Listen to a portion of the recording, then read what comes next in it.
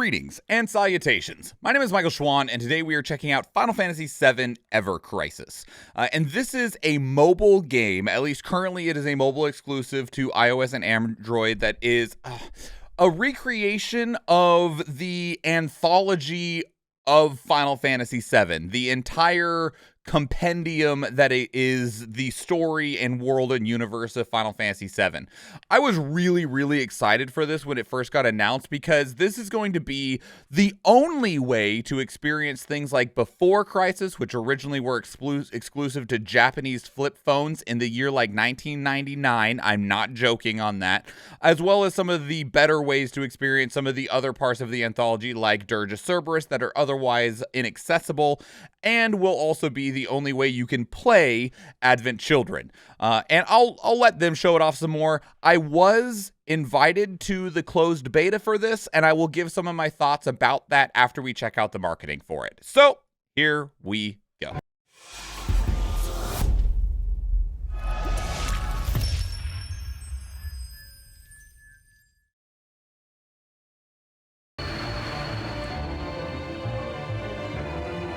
Another possibility for a remake.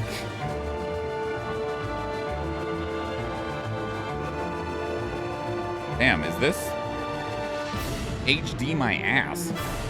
An episodic return to Final Fantasy's world with a nostalgic visual twist.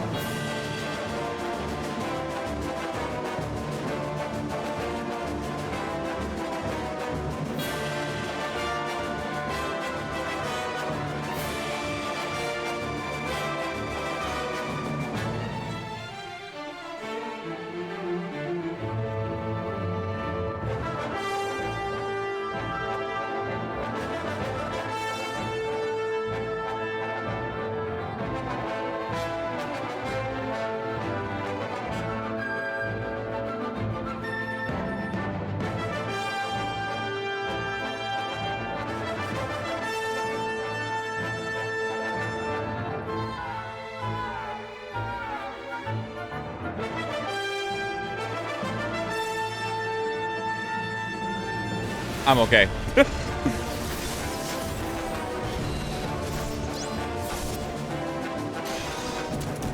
Time out. This is Final Fantasy VII? Yes. On your phone. And this is what it looks like on your phone. I actually still have the file and game installed on my phone.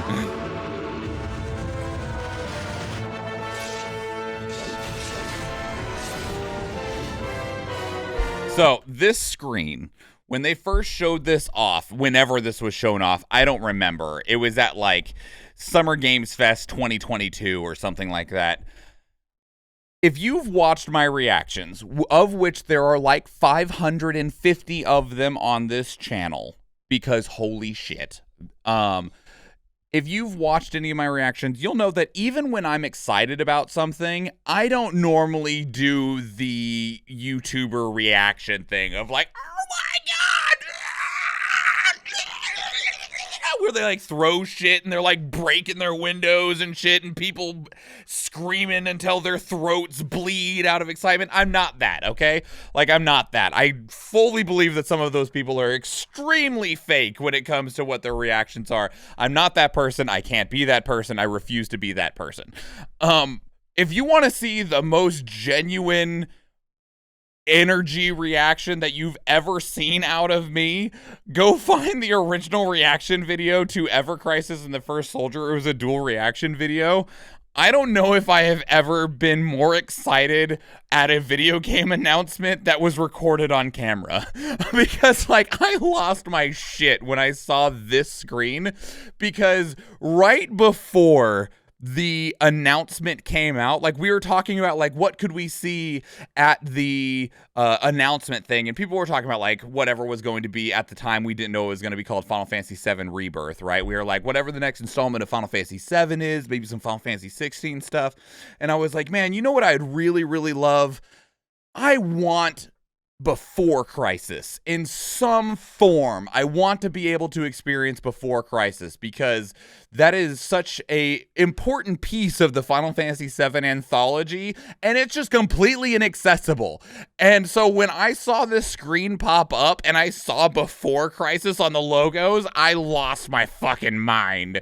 But it will be really cool to be able to actually have the entire story of the original Final Fantasy VII before remake and everything, like the what was originally the beginning to the end of Final Fantasy VII as one comprehensive package, if Square Enix doesn't turn it off, because Square Enix and mobile games do not get along very well at all. It's our boy! Look at Zach.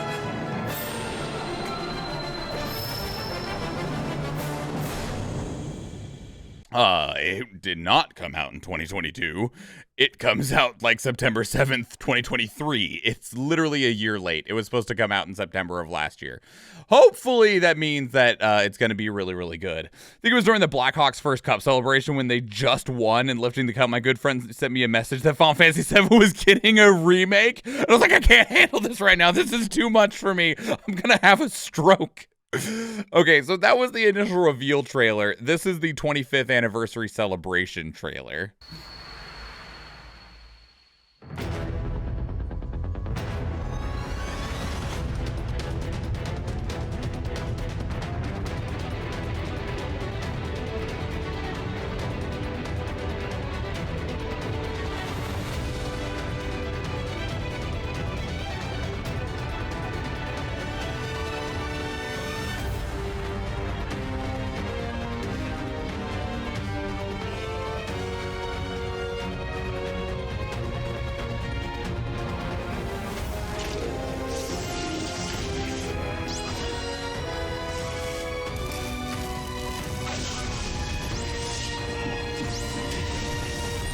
Game looks genuinely amazing for a mobile game, and I can tell you from playing it that it really looks really fucking fantastic on your phone and runs really impressively well on your phone. Now, mind you, I do have a Samsung Galaxy S22 Ultra. Like, I have the best phone that you could practically buy of the last generation, so like I was equipped for it. But yeah, just, it ran great.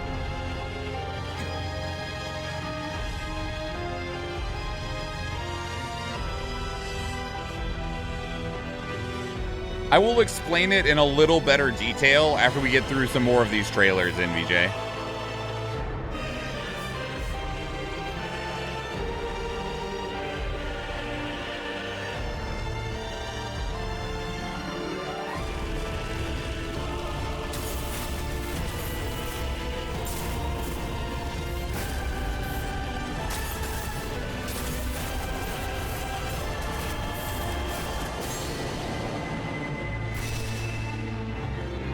Ever Crisis. I remember also, I'm going to go back to this screen real quick, of people looking at this and just being like, huh, I never noticed that, because it goes Advent Children, AC, Before Crisis, BC, Crisis Core, CC, Dirge of Cerberus, DC, and now Ever Crisis is EC.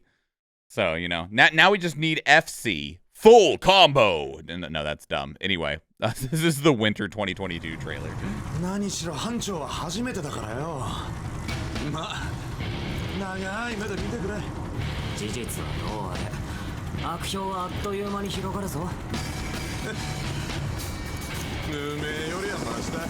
These are the people from First Soldier.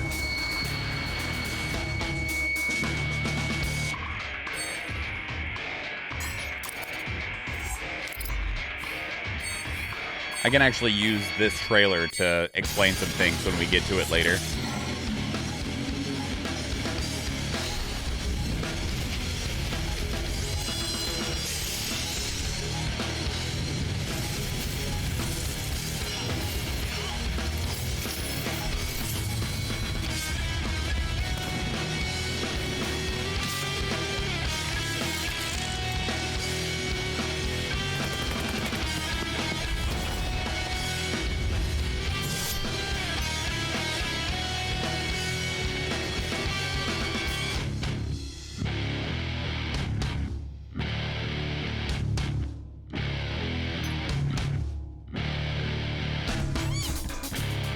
Chocobos!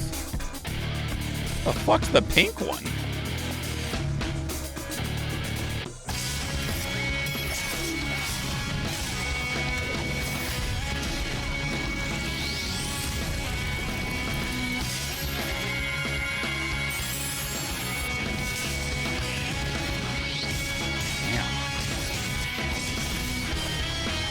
Princess and her knight.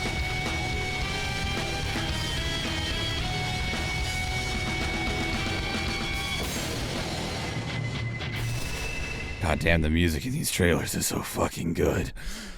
Ugh. Okay, I'm fine. Here's the Summer Games Fest trailer. This is from June of 2023. Bring this shit to PC, for fuck's sake.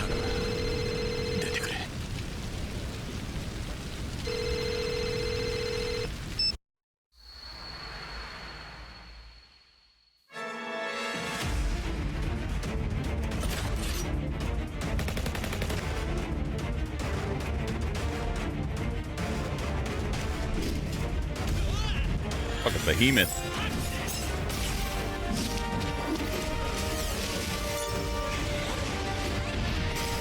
Showing off some more of the outfits.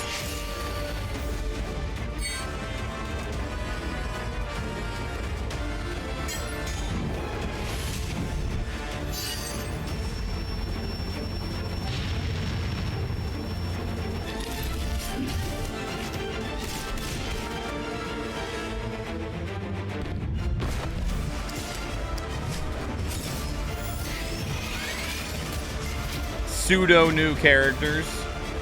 They're technically first soldier characters, and I'll talk about that as well.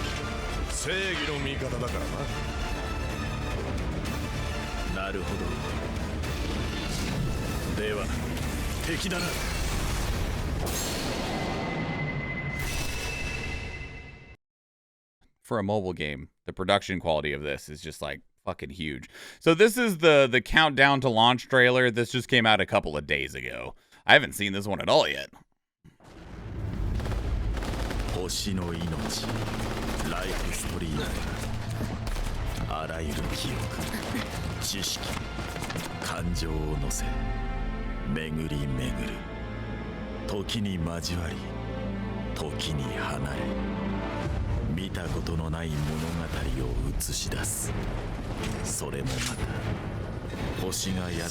Well, that's terrifying.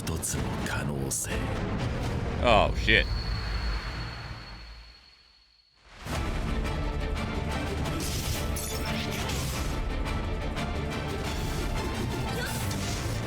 More outfits.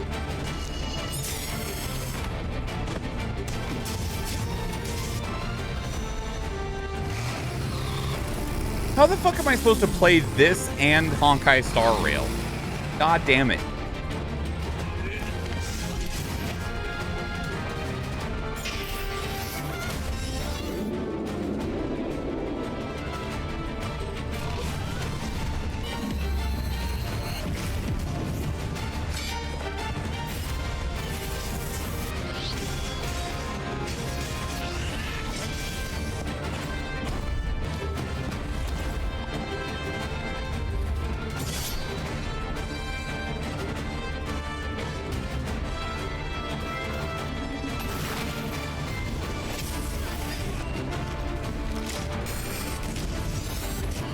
Well, that was fucking cool.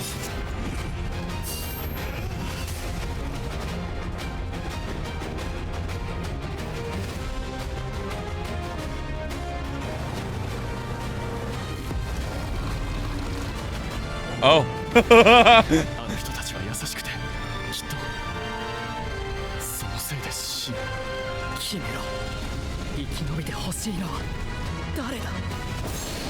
at that baby Sephiroth. Oh my god.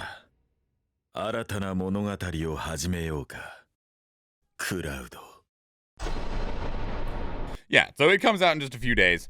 So one of the things I also want to point out is that this is going to be a really important release, the whole game is. And it's for this reason right here. They've already said a few times in these trailers, we still don't know Sephiroth, and that's very true. Because Before Crisis was one of the like first games in the chronology of the Final Fantasy VII story, and Sephiroth isn't in it. It's actually a story that focuses on the Turks before all shit went to hell and stuff like that. And so Sephiroth's not there, at least not really, okay? And Sephiroth's story is only told really like second and third hand. But the story of the first soldier, it is kind of meant to alleviate towards Sephiroth, right? And so the game Final Fantasy VII First Soldier was a Fortnite-esque battle royale game that did not really have any story elements in it. It was mobile focused only. It was only online for about a year because Square Enix didn't do the one thing that everyone told them of like, look, man, your audience is not the type of audience that wants to play a third-person shooter on their phone. Your audience is the type of people that'll play a third-person shooter on their computer or on their PlayStation, not their phone. Like, you are marketing, you do not understand your audience. Like, there are shooters on the phone that are very, very successful. We're talking like COD Mobile, Fortnite Mobile, PUBG Mobile. They're not popular in Japan, and they're not popular in the West. Those games are extremely popular in places like China and India, and it's like, but those aren't the people that are buying Final Fantasy games. It's a shitload of Americans, Europeans, and people from and Japanese that are buying your Final Fantasy games, and they're not going to buy your mobile shooter game. And everyone's like, but they will if you put it on the platforms that they play on, which is PC and PlayStation, and they didn't do that, and so the game bombed. And it also didn't have many story elements in it. And so the first soldier here in Final Fantasy VII Ever Crisis is going to be kind of, instead of just adapting that battle royale into a story, it's going to be more of its own original piece to the Final Fantasy VII anthology of telling the story of Sephiroth, and that's why we see him as a baby here. Okay, so a couple of things that I also want to talk about. So one, to answer your question, NVJ, it has all the games like in one. I do not know this for certain, but I am very confident in saying that it will not at day one, okay? Because this is a mobile game. It will eventually if Square Enix doesn't give up on it.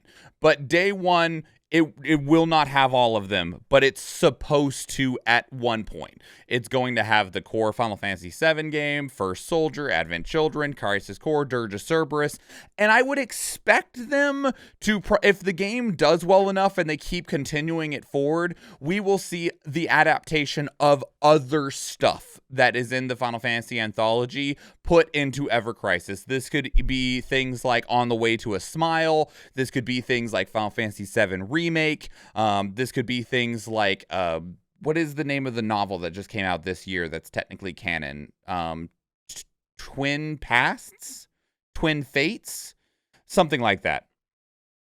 I'm kind of disappointed it's only mobile. Me too. I agree. I wish it was at least on Steam, right?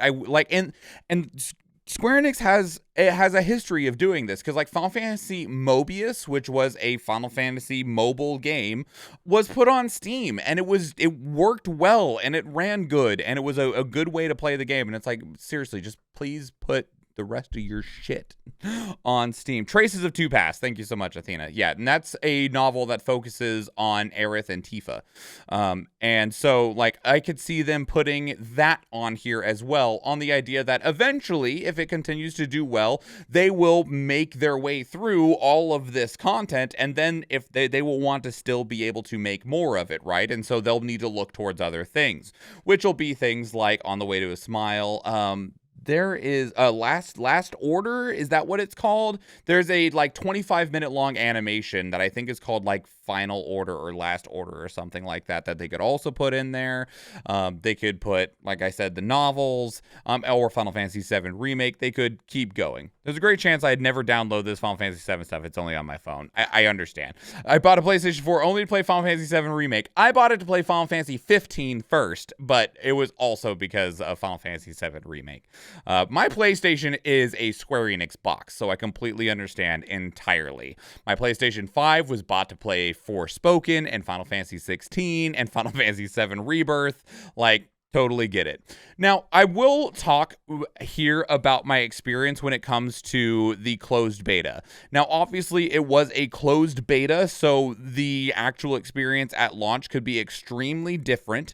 And it was a mixed bag for me. Now, to give just a little bit of context, I have played a lot of mobile games, and I've played a lot of gacha games too. This is the actual trailer that I wanted. I've played a lot of mobile games, and I've played a lot of gacha games, and I've played a lot of Final Fantasy gacha games. I played Final Fantasy VII Record Keeper, rest in peace, loved you a lot, you were incredible. I played Brave Exvius, I played Mobius, I played War of the Lions, I played there was another one which it escapes me now. Oh, Dissidia Opera Omnia, like I've played that one. I've also played a host of other mobile games. I mentioned earlier in this video Honkai Star Rail. I'm playing the ever-living bejesus out of that. I have played Danmachi Memoria Phrase. I played the freaking one for Madoka Magica. I played Fate Grand Order. I played Fire Emblem Heroes. I've played I played fucking Food Fantasy. I played Arc Knights. I played Azure Blue. I played Girls Frontline. Okay, like I've played a crap load of these. And so I'm coming from the perspective of somebody that's played a whole lot of these, of varying levels of quality and stuff. There is a whole lot of quality that exists in Final Fantasy VII Ever Crisis. A whole lot of it, all right? But I will say, from the perspective of somebody who is a massive turn-based RPG fan and has played a ton of mobile gacha games, unfortunately, I don't feel like this game is doing anything special. If it is one of your first mobile gacha games, and I mean like first 1 to 3, like if it's your first one ever, or you played something else and now you're going to put your time into this one, you will probably love it. It'll probably be fantastic. But when it comes to the mobile gacha design, I've seen a whole lot of it, and this is really stock standard when it comes to trying to build and provide engaging gameplay, because that's one of the things that can be really difficult when it comes to mobile games, is that if you've played a lot of them, they all kind of start to blur together because they all function very similarly. And so it really requires something genuinely special for them to stand out on their own, instead of just feeling like these like time-wasting auto battlers that are really just trying to suck your money out of your pocket. And at least with the combat that was available in the closed beta, I didn't find anything that was very engaging. Now, they didn't let us go very far, but there were some things that were just a little bit disappointing, all right? And I will explain that when I can find a, like, battle screen. So, this one will work. So, when it comes to this is how every single fight looks, okay? You have your other two characters appear on the side. You can switch to them whenever you want. Everyone's ATB bar is filling up, and each of your abilities costs a certain number of points. Like, you see that Zack's abilities here cost 4, 4, 3, 3, and 5 based on the number of pips. So he could use High Braver, Slashing Thrust, Blizzara Blow, Blizzara right now, or he can wait another like quarter second and he'll be able to use Cure. And for the most part, it just kind of is, they give you access to auto battle very quickly and very early, and none of the fights feel very challenging. The only things that add dynamic into the combat, you see this big button on the right. Your team has 2 modes. You have attack mode and defense mode. And attack, you deal more damage. Defense, you take less damage. And the enemy will have this big giant red bar that telegraphs when you need to switch to defense mode. You just switch to defense mode, it doesn't do much damage. You switch to attack mode and just kind of keep hitting whatever buttons you want. There is one additional step to that, of that obviously some enemies are weak to things, and that's helpful. And also some enemies will start charging up a super move that requires you to break them. Square Enix has been really invested in stagger style mechanics ever since Final Fantasy 13. And if you look at this slashing thrust here, the second icon, it has this little X on it. That's one of the things that will break it. And they'll have like a number of badges that they're called, of like you need to hit it with 8 break, and some abilities will break twice, and so it's about trying to like hit those buttons, but then otherwise it's just like really, really generic auto combat. And the thing that is really disappointing about that is that it never changes, because they show off Airbuster here, which is the second boss of the original Final Fantasy VII game, and one of the things that's super unique about Airbuster is that in the original Final Fantasy VII, enemies can form on both sides of you, and in very rare circumstances, you can start the battle on both sides of your opponent, and back hits always do more damage. The Airbuster fights just is supposed to be that way, because you can see Cloud right over here on the right-hand edge, because when Airbuster shows up, the team splits. So you have Barret and Tifa on one side of the boss and Cloud on the other side. And it's one of these first unique fights that exists within the game, because you're on both sides. So you're like trying to take advantage of when the back is turned to one half versus the other side, and when you hit him, he turns around, and so you're able to just like swap back and forth. None of that exists at all. Whatsoever, because the game just looks, wherever that other screenshot that I had was, the game just looks like where you're in standard like dodgeball style. And I understand why when it comes to the limitations of the game, but it was really disappointing in that circumstance. And to answer a couple other questions that might exist. So the game does have, and I think they even showed it off in here at one point in the menus, or maybe it was in a different menu, or maybe it was on that one. Oh, they do show it. They show it right here. So the game does have multiple like modes essentially. And here you can see they've already cleared Final Fantasy VII, and it's available as Final Fantasy VII Crisis Core. And you don't have to beat all of Final Fantasy VII to unlock Crisis Core. At least we didn't in the beta.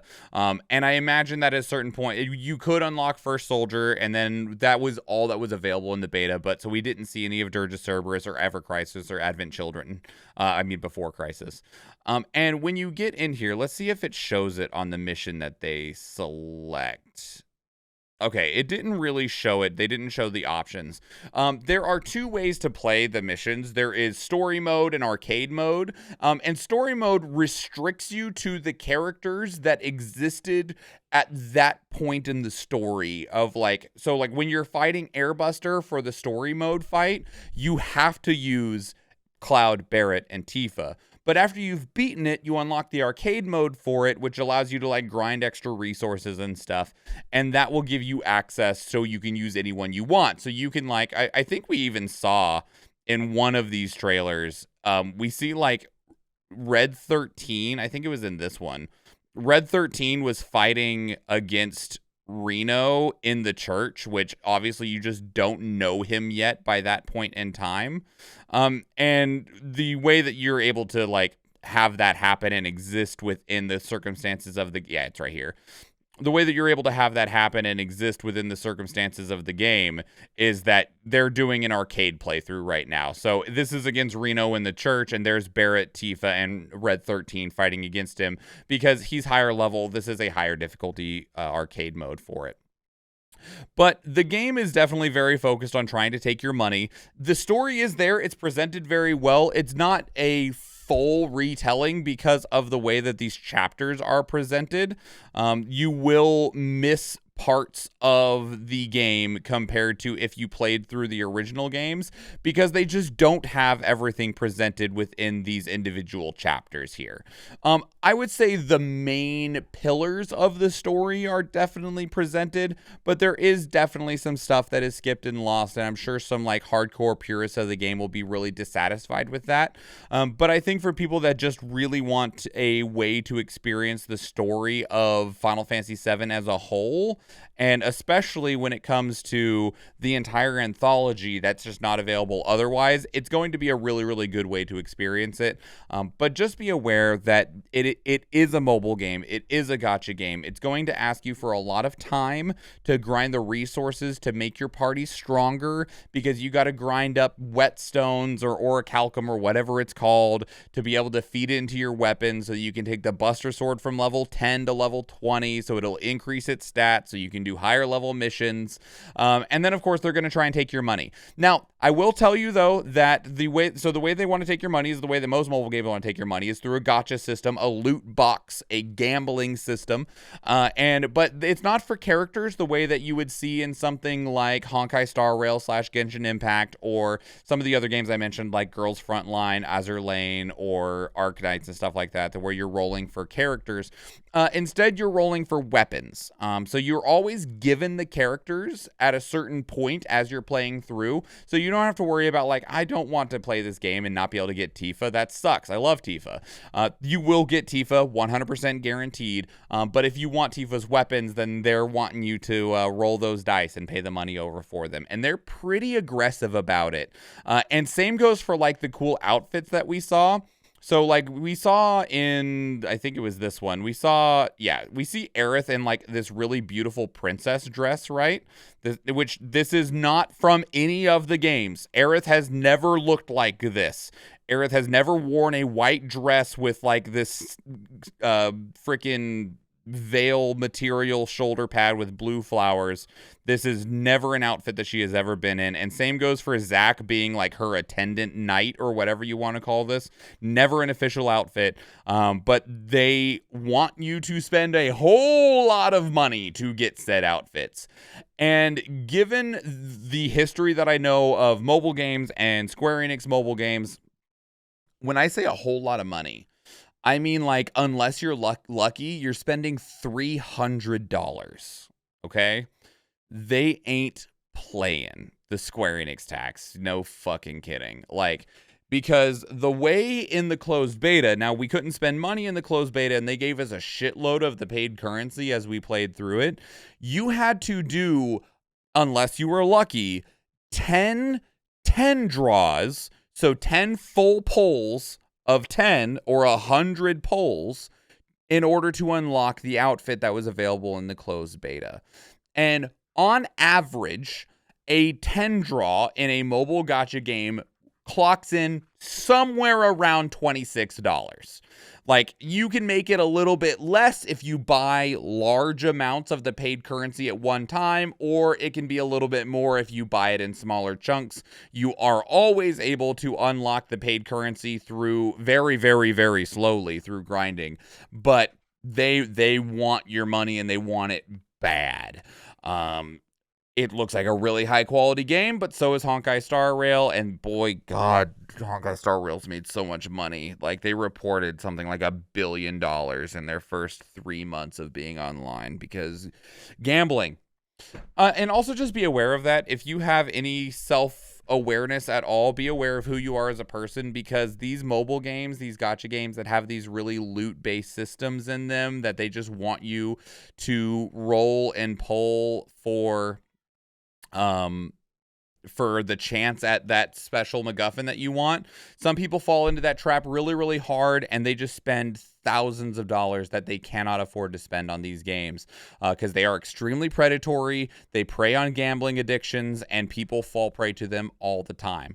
Now, if you are able to have self-control and play the game, a lot of these games, in fact, almost all of the ones that I have played, with limited exception, you can get through the story mode of these games without ever spending $1. Like, normally the core story is able to be experienced fairly easily without needing to spend money.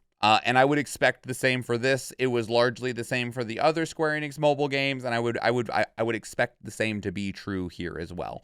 So if you're wanting to experience Final Fantasy VII Ever Crisis, but you don't want to get too invested, literally, in the gambling mechanics of it, you shouldn't need to.